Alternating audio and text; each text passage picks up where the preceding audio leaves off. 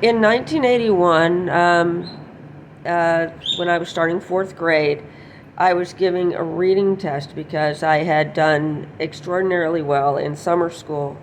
I had missed a lot of school the year before because I had been in Japan and I had been in London, and I might have been in some other places.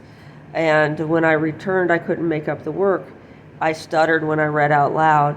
So and my teacher, Mrs. Dax, said she wouldn't cater, so I had to do summer school with Mr. Cunningham.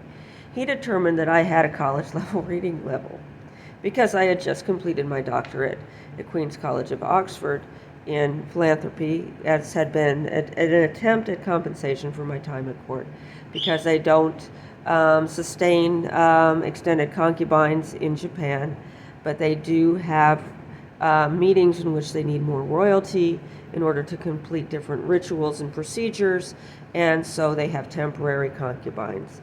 And I became a concubine of second rank and was the last consort in attendance during that time.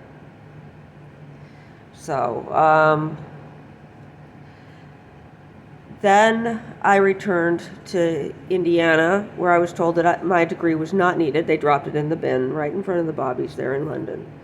And there was a court proceeding about whether or not I should be returned to the United States, and it was determined that I should be, but we were just playing out the time, and while I was waiting, it was the proceedings were going to take several weeks, and I got my degree proctored. So I had taken aptitude tests while I was in Japan, and it was determined that I was ready for a doctorate. I was about 10 years old. I'd had several children already.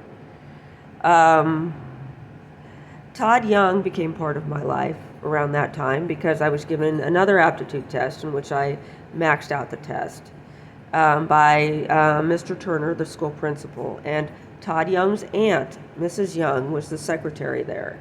She got me involved with, my teachers, Mrs. Mathers, Mrs. Thompson, or Turner, would take my name off of my paper and give it to someone else.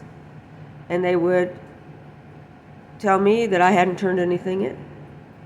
And I got in trouble because one time I put a mark on my paper and I said, "Here's my mark." And I may have accidentally touched the teacher when I took my paper back from her.